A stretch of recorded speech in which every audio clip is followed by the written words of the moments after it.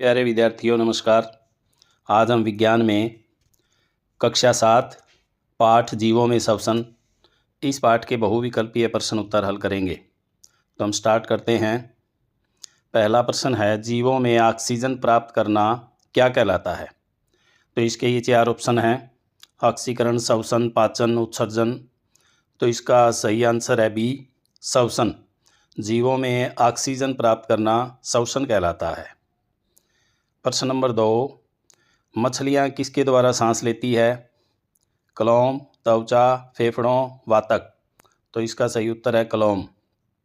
मछलियाँ कलोम, गलफड़ों द्वारा सांस लेती है। प्रश्न नंबर 3, कोशिकाएं किसे कहते हैं? इनके ऑप्शन है: जीव की सबसे छोटी संरचनात्मक इकाई को, जीव की सबसे छोटी क्रियात्मक इकाई को, जीव की सबसे बड़ी क्रियात्मक इकाई को, या ए और बी दोनों। तो इसका सही आंसर है डी, ए और बी दोनों। जीव की सबसे छोटी संरचनात्मक और क्रियात्मक इकाई को कोशिका कहते हैं। प्रश्न नंबर 4, खालिस्तान एक कोशिकीय जीव है जिसमें अवायवीय श्वसन होता है। Amoeba, paramecium, east, Euglena. तो इसका सही आंसर है सी, ईस्ट एक कोशिकीय जीव है जिसमें अवायवीय श्वसन होता है। अगला प्रश्न है, पौधों की पत्तियों में ऑक्सीजन व कार्बन डाइऑक्साइड के विनिमय के लिए क्या पाए जाते हैं? तो पौधों की पत्तियों में इनमें से रंध्र, वातरंध्र, कलोम, फेफड़े। तो सही आंसर है ए, रंध्र। पौधों की पत्तियों में सूक्ष्म छिद्र, रंध्र, स्टोमेटा पाए जाते हैं जो ऑक्सीजन और कार्बन डाइऑक्साइड के विनिमय के लिए काम करते हैं। प्रश्न नंबर 6 है, ऑक्सीजन की अनुपस्थिति में ग्लूकोज किस में विखंडित होता है? एल्कोहल, कार्बन डाइऑक्साइड, ऊर्जा, उपरोक्त सभी। तो इसका सही आंसर है उपरोक्त सभी। ऑक्सीजन की उपस्थिति में ग्लूकोज एल्कोहल, कार्बन डाइऑक्साइड और ऊर्जा में विखंडित होता है। प्रश्न नंबर 7 है, ऑक्सीजन की अनुपस्थिति में ऊर्जा उत्पादन के लिए ग्लूकोज अणुओं के विखंडन की प्रक्रिया क्या कहलाती है? उच्छ्वास, प्रश्वास, अनॉक्सी या अवायवीय श्वसन, ऑक्सी या वायवीय श्वसन। तो ऑक्सीजन की अनुपस्थिति है तो इसका सही आंसर होगा सी, अनॉक्सी या अवायवीय श्वसन। प्रश्न नंबर 8, उच्छ्वसन क्या है?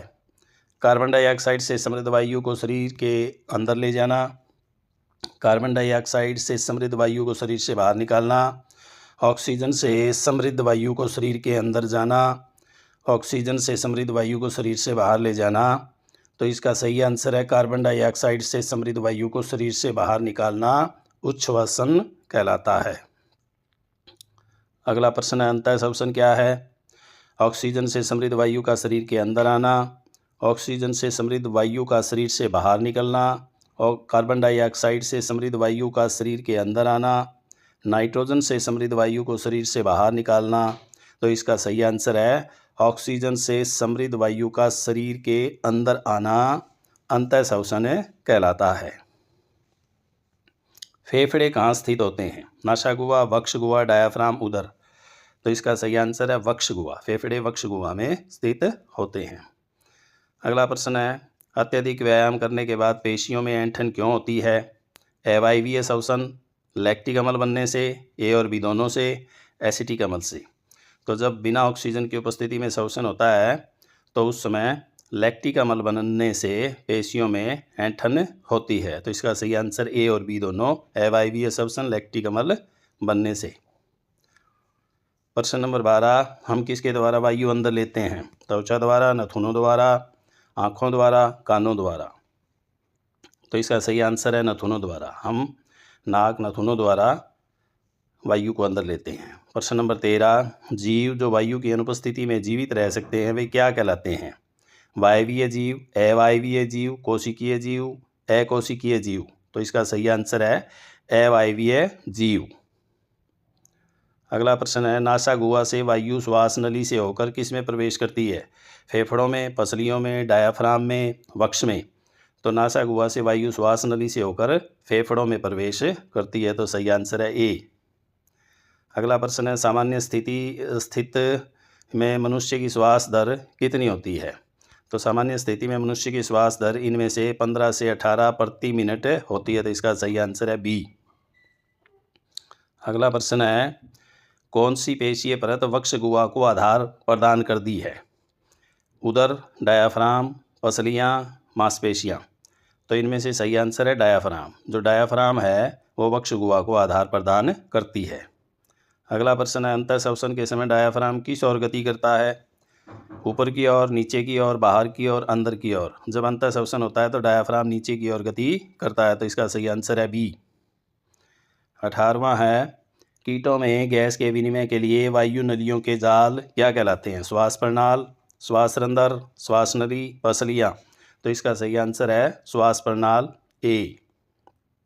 अगला प्रश्न है, मेंढक श्वसन किसके द्वारा करता है? त्वचा द्वारा, फुफ्फुस द्वारा, कलोम द्वारा, त्वचा और फुफ्फुस द्वारा। तो मेंढक जब पानी में होता है तो त्वचा द्वारा श्वसन करता है, बाहर होता है तो फुफ्फुस द्वारा श्वसन करता है। तो इसका सही आंसर है डी, त्वचा और फुफ्फुस द्वारा। अगला प्रश्न है, केंचुए में गैसों का आदान प्रदान रिक्त स्थान द्वारा होता है। तो इसके ऑप्शन हैं फेफड़े, कलोम, त्वचा, श्वास नली। तो इसका सही आंसर है सी, त्वचा। केंचुए की त्वचा द्वारा गैसों का आदान प्रदान होता है। अगला 21वां प्रश्न, इनमें से कौन सा तिलचट्टा का श्वसन अंग है? शरीर की सामान्य सतह, गिल्स, ट्रैकिया एवं श्वास रंध्र, ट्रैकिया एवं फेफड़ा। तो इसका सही उत्तर है सी, ट्रैकिया एवं श्वास रंध्र। अगला प्रश्न है, कोई व्यक्ति 1 मिनट में जितनी बार श्वसन करता है वह कौन सी दर कहलाती है? जन्म दर, मृत्यु दर, श्वसन दर, पाचन दर। प्रति मिनट जितनी बार श्वसन करता है वह उस व्यक्ति की श्वसन दर कहलाती है। तो इसका सही आंसर सी है, श्वसन दर। तो इस प्रकार ये आपका पाठ पूरा हुआ। अगले पाठ में नई वीडियो के साथ बहुविकल्पीय प्रश्न उत्तर लेकर फिर आपसे मिलते हैं। धन्यवाद।